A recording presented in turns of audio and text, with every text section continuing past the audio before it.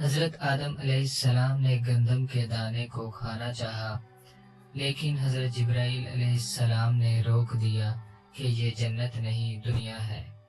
یہاں اس دانے کو پیس کر پانی کے ساتھ ملا کر اس کا خمیر بناؤ، پھر اس کی روٹی بنا کر آگ پر پکا کر کھاؤ۔ انہوں نے ایسا ہی کیا، اور اماں حوا نے بھی۔ بسم اللہ الرحمن الرحیم۔ محترم سامعین کرام، ہمارے ذہنوں میں یہ سوال پیدا ہوتا ہے کہ جب حضرت آدم علیہ السلام اس دنیا میں آئے تو وہ اکیلے تھے، اس دنیا میں کوئی دوسرا انسان موجود نہ تھا، تو انہوں نے کس طرح اپنی زندگی کے ابتدائی دن گزارے؟ حالانکہ کہا جاتا ہے کہ انسان معاشرتی حیوان ہے، انسان معاشرے کے بغیر نہیں رہ سکتا، تو حضرت آدم علیہ السلام نے اپنی زندگی کا ابتدائی وقت کس طرح گزارا ہوگا؟ وہ کھاتے کیا تھے؟ پہننے کے لیے لباس کہاں سے لیا؟ ان کو عورت کے روپ میں ایک ساتھی کہاں سے ملا؟ اور اس ساتھی سے ان کی شادی کیسے ہوئی؟ اور انہوں نے حق مہر میں اسے کیا دیا؟ ان سارے سوالات کے جوابات اس ویڈیو میں انشاءاللہ دیے جائیں گے، اور یہ مواد کس کتاب سے لیا گیا اس کا نام بھی بتایا جائے گا۔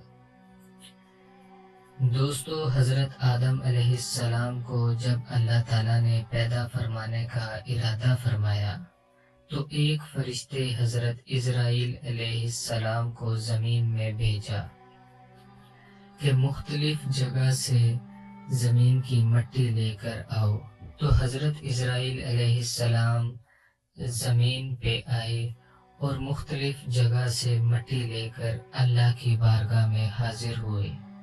اللہ تعالیٰ نے اس مٹی سے حضرت آدم علیہ السلام کا مجسمہ تیار کیا، اور حضرت آدم علیہ السلام کو زندہ کرنے کے لیے روح کو حکم دیا کہ اس کے اندر داخل ہو جاؤ۔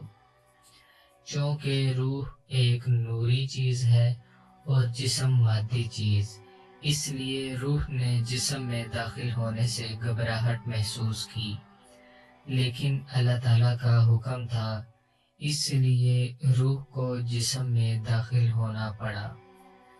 پہلے تو روح کافی دیر تک جسم میں داخل ہونے کا راستہ ڈھونڈتی رہی، لیکن پھر اللہ کے حکم سے ناک کے ذریعے جسم میں داخل ہوئی اور دماغ سے ہوتی ہوئی سینے تک پہنچی۔ جب روح سینے تک پہنچی تو حضرت آدم علیہ السلام نے اٹھنے کی کوشش کی اور گر پڑے۔ اسی وجہ سے اللہ تعالیٰ نے قرآن پاک میں فرمایا ہے کہ انسان جلد باز ہے۔ جہاں جہاں سے روح جسم میں داخل ہوتی جاتی، وہ حصہ مٹی سے گوشت میں تبدیل ہوتا جاتا۔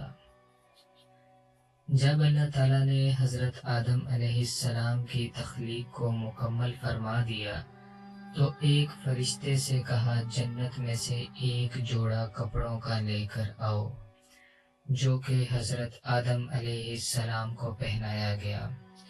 اس کے بعد حضرت آدم علیہ السلام کو تخت پر بٹھا دیا گیا اور فرشتوں سے کہا اسے سجدہ کرو۔ یاد رہے کہ یہ سجدہ عبادت والا نہیں تھا بلکہ تعظیمی سجدہ تھا۔ تمام فرشتوں نے سجدہ کیا، لیکن ابلیس نے سجدے سے انکار کیا اور وہ ہمیشہ کے لیے مردود ہو گیا۔ یہاں ایک بات بتاتا چلوں کہ اس سے پہلے ابلیس، جس کا نام عزازیل تھا، بہت نیک اور عبادت گزار تھا۔ اس نے سینکڑوں سال زمین پر اور پھر ہر ایک آسمان پر جگہ جگہ اللہ کی عبادت کی، اور زمین کا کوئی ایسا حصہ نہیں تھا جہاں پہ اس نے سجدہ نہ کیا ہو۔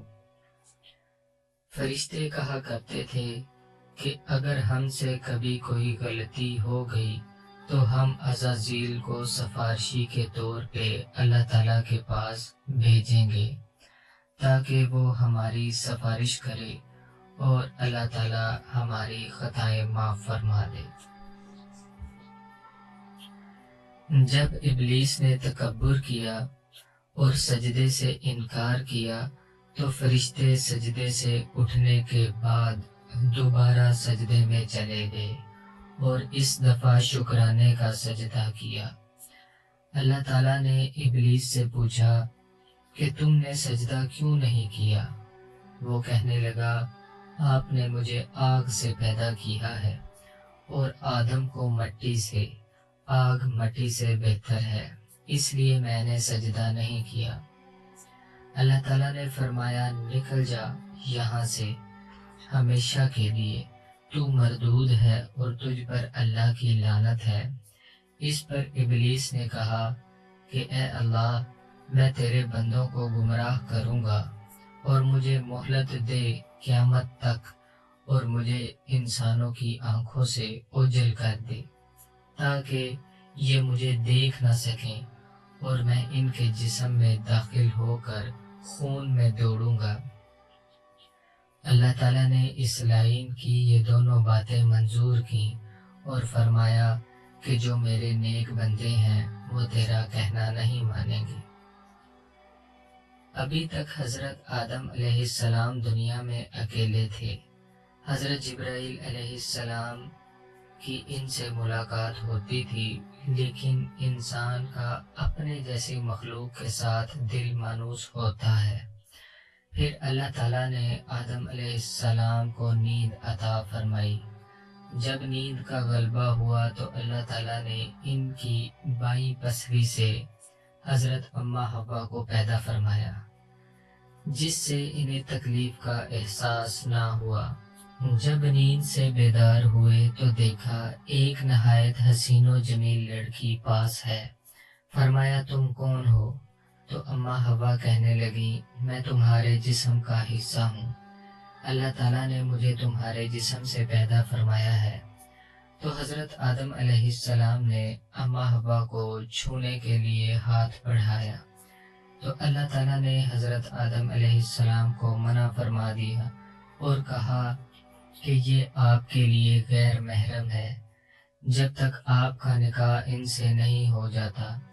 تو حضرت آدم علیہ السلام نے اللہ تعالیٰ سے گزارش کی کہ میرا ان سے نکاح کر دیا جائے۔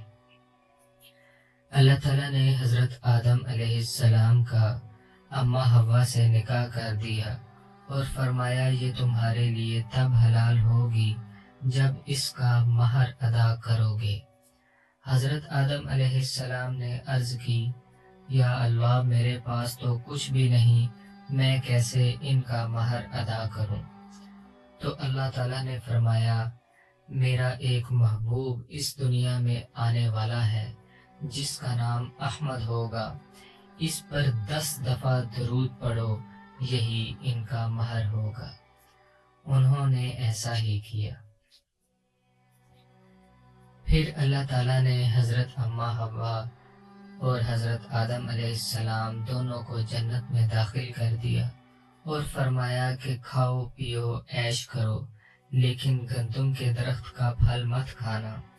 ادھر ابلیس کو یہ بات ہضم نہ ہوتی تھی، وہ بہت سی تدبیریں کر کے جنت میں داخل ہوا اور حضرت آدم علیہ السلام کے سامنے جا کر رونے لگا۔ یاد رہے کہ ابلیس نورانی جال پھینکتا ہے، اس کا میٹھا وار ہوتا ہے۔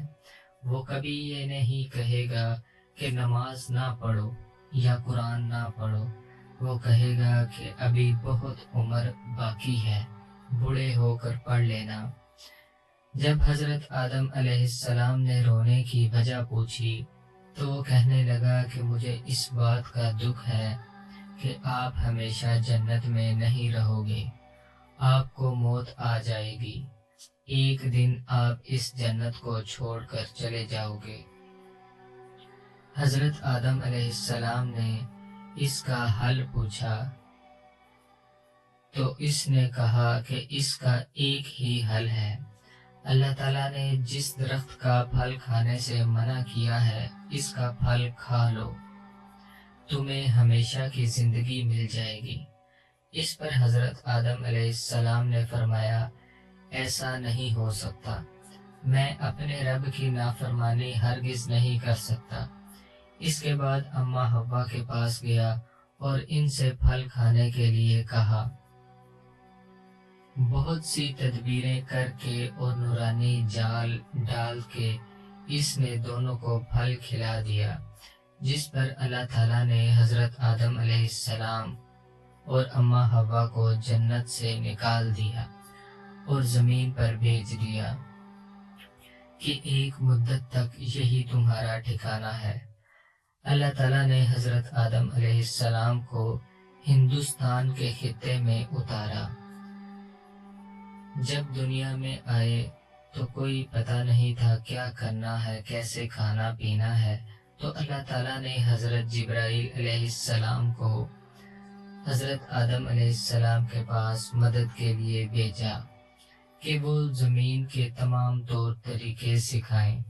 حضرت جبرائیل علیہ السلام نے حضرت آدم علیہ السلام کو لوہے کے چند ٹکڑے دیے تاکہ ان سے ہل بنائیں اور کاشتکاری کریں، اور 2 بیل جنت سے لا کر دیے اور 1 مٹھی گندم بھی جنت سے لا کر دی۔ حضرت آدم علیہ السلام نے بیلوں کو جوت کر زمین میں ہل چلانا شروع کیا۔ جب بیل نے چلنے میں ناگواری سے کام لیا تو حضرت آدم علیہ السلام نے بیل کو ایک لکڑی سے مارا۔ اس پر بیل نے حضرت آدم علیہ السلام سے کہا، اگر آپ کو اتنی سمجھ ہوتی تو آپ جنت سے کیوں نکالے جاتے؟ اس پر حضرت آدم علیہ السلام ناراض ہو کر بیل کو چھوڑ کر چلے گئے۔ حضرت جبرائیل علیہ السلام آئے اور انہیں سمجھایا کہ آپ نے اللہ کی نافرمانی کی ہے، اب آپ کو زمین میں کاشتکاری کر کے اناج حاصل کرنا ہوگا۔ حضرت آدم علیہ السلام آئے اور دوبارہ بیل کو جوت کر ہل چلانا شروع کیا۔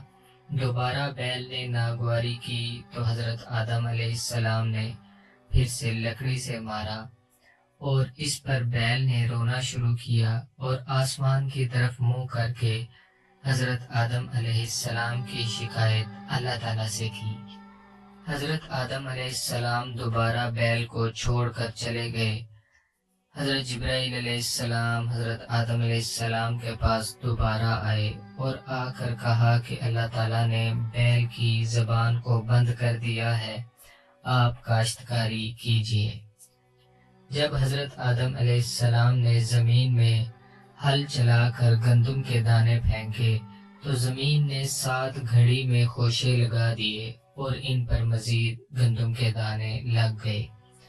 حضرت آدم علیہ السلام نے گندم کے دانے کو کھانا چاہا، لیکن حضرت جبرائیل علیہ السلام نے روک دیا کہ یہ جنت نہیں دنیا ہے، یہاں اس دانے کو پیس کر پانی کے ساتھ ملا کر اس کا خمیر بناؤ، پھر اس کی روٹی بنا کر آگ پر پکا کر کھاؤ۔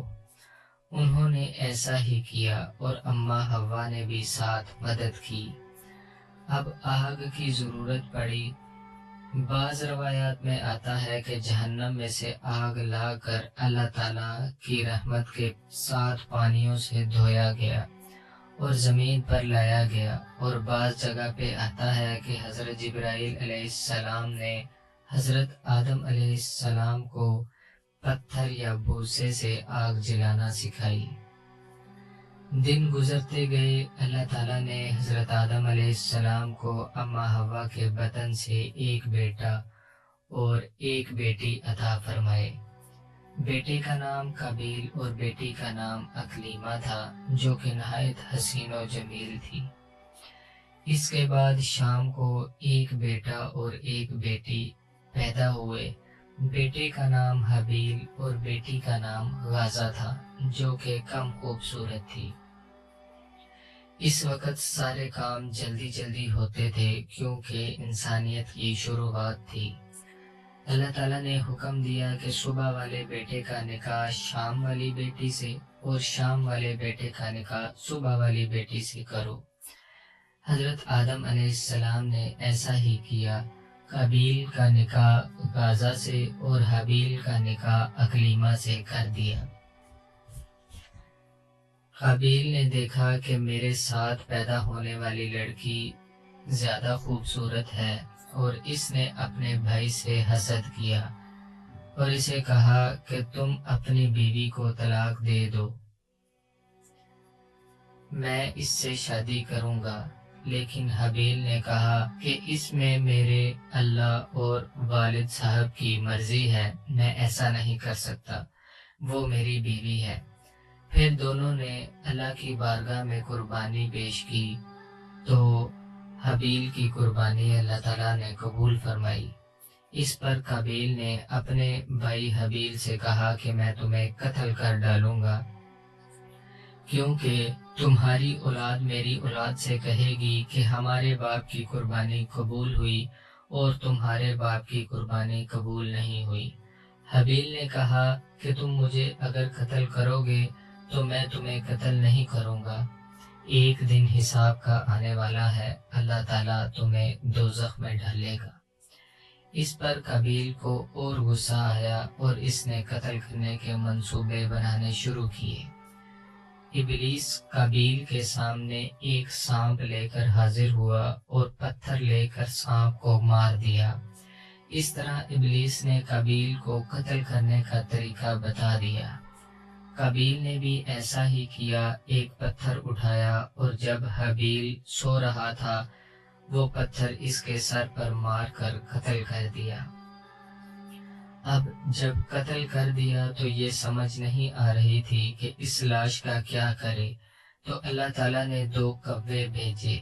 ایک کوے نے دوسرے کو قتل کیا اور اپنی چونچ اور پاؤں سے زمین کھود کر اس کو زمین میں دفن کر دیا۔ قابیل کو بہت شرمندگی ہوئی کہ مجھے اتنا بھی علم نہیں کہ اس لاش کو کیسے دفن کرنا ہے۔ خیر قابیل نے اپنے بھائی کی لاش کو دفن کیا۔